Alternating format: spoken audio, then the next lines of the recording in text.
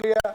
और मैं बताना चाहता हूँ कि मैं एक हॉस्पिटल में गया फोर्टेज में, वहाँ 142 बेड थे, 42 पेशेंट थे, जिसमें से 82 दिल्ली के थे। लेकिन हमारे सीएम साहब ने फरागली दिखाई इसमें। कोई आदमी किसी भी स्टेट का था, जब हमारे पास आता था, जो कोविड का पेशेंट था उसका ट्रीटमेंट करते थे। लेकिन चंडीगढ़ के भी बहुत सारे लोग हमारे पास मोहाली में आकर दाखिल हुए, लेकिन पंचकुला के लोग भी काफ़ी हुए।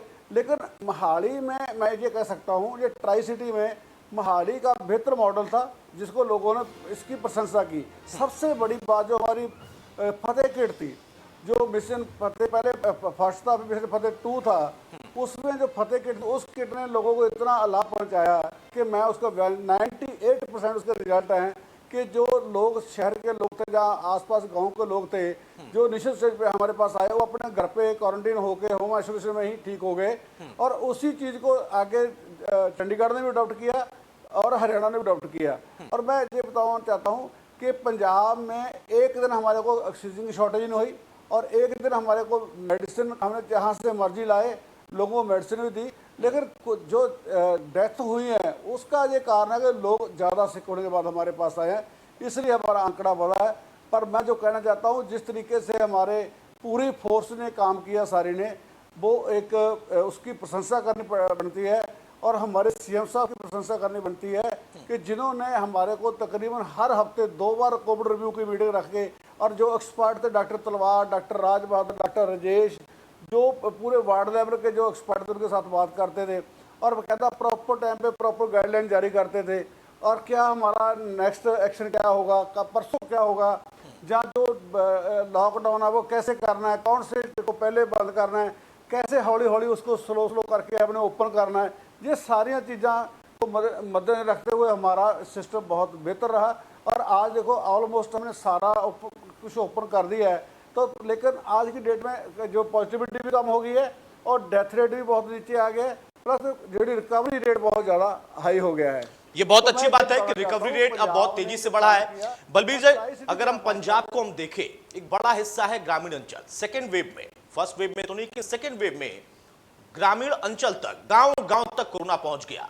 पंजाब के लिए चुनौती और तब बढ़ जाती है जब इंटरस्टेट प्रवासी वहां पर पहुंचे या फिर बाहर से भी तमाम लोग आए, क्योंकि बहुत सारे ग्रामीण क्षेत्र के लोग भी विदेशों से ताल्लुक रखते हैं। ये किस तरीके की चुनौती थी और इसके लिए आपने स्पेशली कौन सा रोड मैप बनाया? पंजाब सरकार ने उस रोड मैप पर काम किया और उसके वजह से कम जो समस्या आ रही थी या खड़ी हो सकी थी, उस पर आप लोग काबू पाने में सफल रहे। मैं आपको सबसे बड़ा अपने बहुत अच्छा पॉइंट आप मेरे सामने रखा है। हमारी सरकार ने इसमें बहुत अच्छा काम किया कि हमने उसी टाइम सर्वे करना स्टार्ट कर दिया, बेकायदा सबको लगा दिया, और पूरे पंजाब को हमने सर्वे करके सर्च करके और पूरे पूरे गांव को सर्च करते थे। जहाँ पे एक पेशेंट भी आ गया, उसके जितने भी हाई रिस्क कनेक्शन थे प्लस उसके रिश्तेदार थे, सबको हमने टेस्टिंग सैंपलिंग की। तो उसमें पूरा पंजाब को कवर करके अब पंजाब गाँव में देखो डेथ रेट ज़्यादा रहा है पिछले दिनों में, और अर्बन में हमें पॉजिटिविटी ज़्यादा थी, पर पॉजिटिविटी गांव में कम थी, लेकिन डेथ रेट ज़्यादा था। लेकिन उसको भी हमने हौली हौली स्लो स्लो करके सारे को ख़त्म किया। अब नॉर्मल माहौल हमारे पंजाब का बन चुका है। और ख़ास करके जो हमारे आपने एनआरए की बात की है या माइग्रेशन की बात की है, तो पंजाब में बहुत सारे मजदूर बिहार से, यूपी से, वहाँ से आते हैं। प्लस जो हमारे पंजाब के लोग हैं वो यूरोप में, अमेरिका में, यूएसए में, बहुत से कनाडा में बैठे हुए हैं। और जब वो यहाँ पे आए, सबसे पहले जो हमारे पास जो आई थी फर्स्ट, उसमें पहले जो लोग थे जो कोरोना के पॉजिटिव थे, वो सारे एनआरआई लोग थे। और इसका सेकंड वेव में भी ऐसे हुआ, जो यूके वेरिएंट था वो हुशियारपुर में डिटेक्ट हुआ। उसके बाद फिर हमने हमारा काम को थोड़ा फास्ट किया, और फास्ट करने के बाद जो हमारे उसके रिजल्ट बेहतर है। अब हम गाँव को भी डोर टू डोर जाकर, डोर स्टेप पे जाके हम लोगों ने सर्वे किया है। सर्वे करने के बाद जहाँ भी कोई खांसी, जुकाम, बुखार वाला जहाँ लोगों को बैठे, उन सबको हमने अपने जो नरेगा हॉस्पिटल पर जहाँ फैसिलिटी थी, वहाँ उसके सैंपलिंग करा कर, टेस्ट करा कर उनको बताया कि आप पॉजिटिव या आप नेगेटिव हैं। तो उनको जेकर वो पॉजिटिव, उसमें जो लेवल 1 का था घर पे आइसोलेट किया, तो जेकर लेवल 2 तो हॉस्पिटल लेके गए, और लेवल 3 का जो हमारी क्रिटिकल जो हमारी अपनी जहाँ टर्शरी केयर है, जैसे मेडिकल कॉलेज है, चाहे वो जिंदा कॉलेज पटियाला हो, चाहे फरीदकोट, चाहे गवर्नमेंट अमृतसर हो, जहाँ दूसरे कुछ डिस्ट्रिक्टों में हमने जलंधर में बना रखी थी, ट्रस्टी केयर लुधियाना में भी थी, प्लस जो प्राइवेट हॉस्पिटल उनमें भी बना रखी थी, तो उनको सबको प्रॉपर टाइम पे हमने ट्रीटमेंट दिया। ये आपकी ईमानदारी है बलबीर सिंह सिद्धू साहब की, जो हकीकत थी उसको आपने बहुत ईमानदारी से हमारे मंच पर इस अधिवेशन के जरिए स्वीकार किया, लेकिन ये भी कहा कि उस पर हमने किस फोकस तरीके से प्लान के साथ काम किया तो सफलता मिली। अब सवाल वैक्सीनेशन को लेकर भी है, बहुत सारी अफवाहें हैं, पंजाब भी उसे छूता नहीं रहा, आप लोग उस पर भी काम कर रहे होंगे, किस तरीके की चुनौतियां थी और वैक्सीनेशन को लेकर जो परिस्थिति देश में बनी, वहां आरोप प्रत्यारोप का दौर भी शुरू हो गया कि केंद्र इस पर काम नहीं कर रहा, केंद्र वैक्सीन मुहैया नहीं करा रहा, अभी क्या स्थिति है? देखो, बात ऐसे थे, आप सब जानते हैं कि शुरू में वैक्सीनेशन हमारे पास वैक्सीन आती थी, लेकिन लोगों को अवेयरनेस नहीं थी।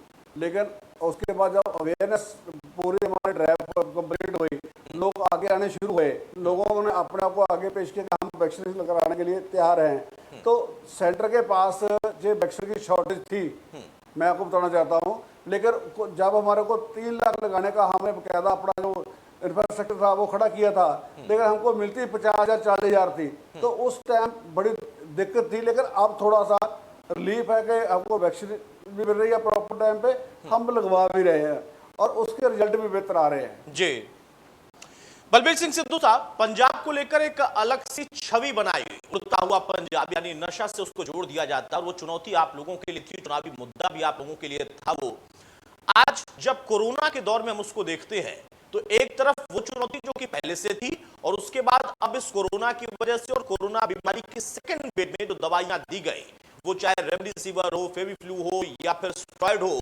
उससे फंगस की चुनौती और कई तरह की और समस्याएं उत्पन्न हुई हैं। पंजाब में क्या कुछ अलग स्थिति है देश से, क्योंकि वहां की चुनौतियां पहले से भी स्वास्थ्य को लेकर थी, या स्थिति सामान्य है जैसे बाकी अन्य जगहों पर जो दिक्कतें हैं वही दिक्कतें यहां पर है?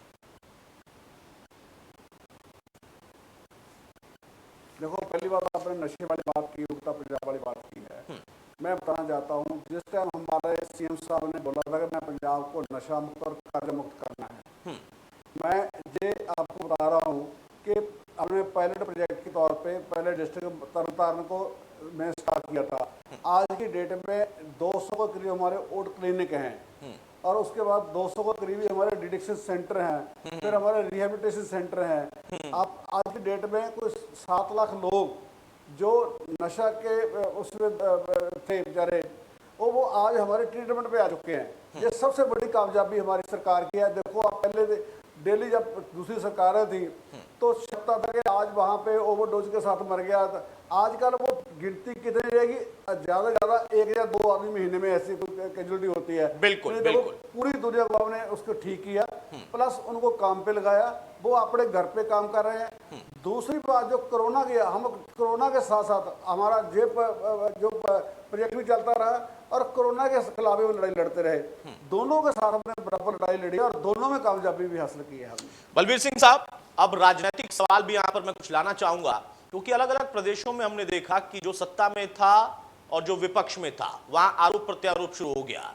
केंद्र में जो सरकार है, जिस पार्टी की सरकार है, उसने उन पार्टी के लोगों को भी सराहा जिनकी सत्ता अलग अलग प्रदेशों में चल रही है, जिसका आपने भी जिक्र किया कि आपका रोड मैप अच्छा था, पंजाब सरकार ने अच्छा काम किया तो प्रधानमंत्री ने सराहना भी की।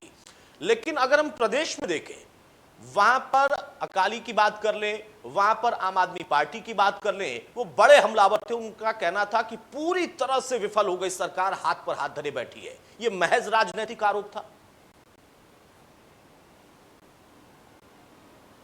बिल्कुल। आप जे समझिए कि जो जब हम लड़ाई कोविड के साथ लड़ाई लड़ रहे थे, उस टाइम जो अकाली दल के लोग थे वो रैलियां कर रहे थे और रैलियां भी बड़ी मात्रा में कर रहे थे। और वहाँ पे मैं कहता हूँ गाँव में सबसे ज़्यादा स्प्रेड करने होने का कारण इनकी रैलियां और आपका प्रचार, ये दोनों ने हमारा साथ देने की बजाय अपने पॉलिटिक्स को जो पॉलिटिकल उनका मोटिव था उसको आगे रखा, लेकिन उन्होंने लोगों की जान की परवाह नहीं की। और एक साइड तो सुखबीर सिंह बादल ने तो वो इंजेक्शन जो ट्रम्प को लगे थे वो लगवा लिए, और जो आप वाले हैं वो दिल्ली वाला, जब पंजाब में मॉडल अडॉप्ट करो तो दिल्ली का मॉडल तो बुरी तरह फेल हो चुका था। दिल्ली में तो हमारे से कई गुना ज़्यादा मौत हुई है। और दिल्ली का जो हालात थे, आप देखा है कि दिल्ली के लोग दिल्ली छोड़ के भाग रहे थे और पंजाब को आ रहे थे, पंजाब में ट्रीटमेंट ले रहे थे। लेकिन इन लोगों ने उस टाइम जो इनका रोल बनता था वो पॉजिटिव नहीं नेगेटिव रोल था। जेकर वो आज की डेट में जो महामारी के कारण इसके सभी लोगों को एक बात होकर लड़ना चाहिए, चाहे उसमें प्रेस का भी बड़ा रोल है, उसमें पॉलिटिकल पार्टी में बड़ा रोल है, उसमें एनजीओ का बड़ा रोल है, या उसमें पब्लिक का बड़ा रोल होता है। लेकिन ये लोग बजाय कोविड के बचाव करने की बजाय उल्टा रैलियां कर करके उसको स्प्रेड कर रहे थे कि सरकार शायद इस फ्रंट में फेल हो जाए। लेकिन उन्होंने जो उनका ये ड्रामा के सरकार फेल का साबित हुई है, ये बिल्कुल एक झूठ का पर्दा निकला और हमने उसमें कामयाबी हासिल की और हमने बेपरवाह होकर इस काम किया और इन लोगों को समझाया कि आप लोग घर पे बैठो, नहीं हम आपके खिलाफ कहता कार्रवाई होगी। तो उसके बाद इन्होंने रैलियों को थामा, तो आज पंजाब को हालात बेहतर हुए हैं। बलबीर सिंह साहब, खास तौर पर अगर जब दिल्ली का जिक्र आप कर रहे हैं, अरविंद केजरीवाल को मैं चर्चा में लाऊंगा। अरविंद केजरीवाल कहते हैं कि बीजेपी की जो केंद्र की सरकार है उसकी वजह से दिल्ली बर्बाद हो गई, पंजाब में आपकी सरकार की वजह से पंजाब बर्बाद हो गया।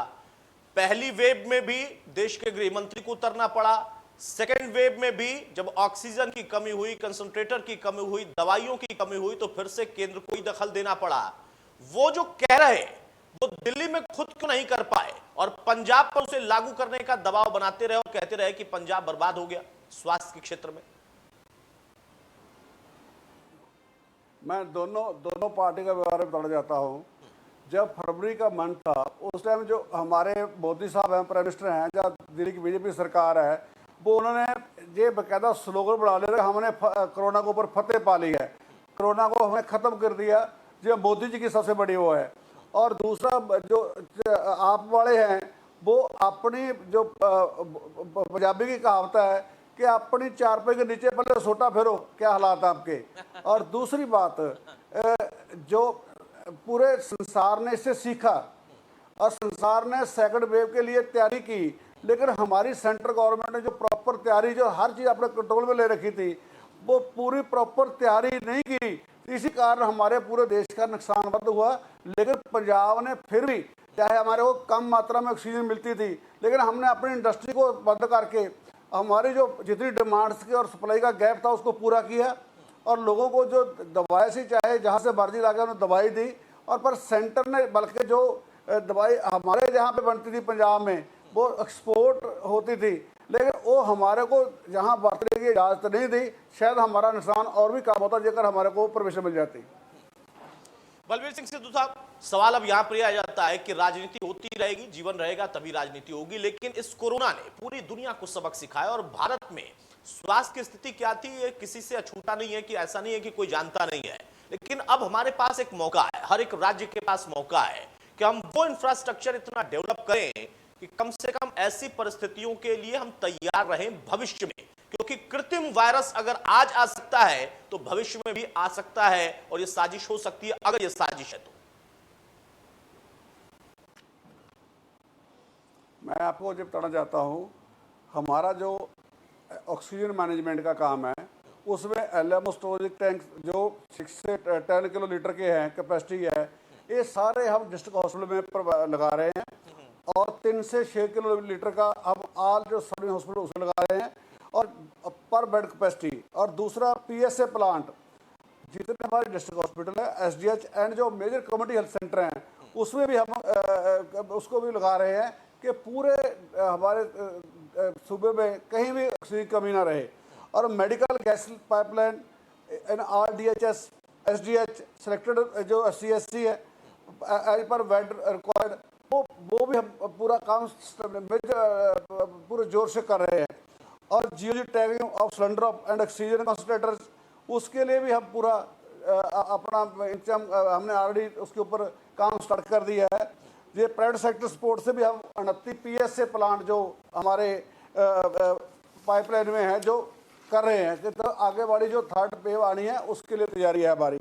एम्बुलेंस 32 BLS प्लस जो नेनोटेटा वेंटिलेटर हैं बच्चों के लिए होता है 40 और portable x ray machine 50, monitor with ETC 150, paediatrics 50 and adult के लिए 100।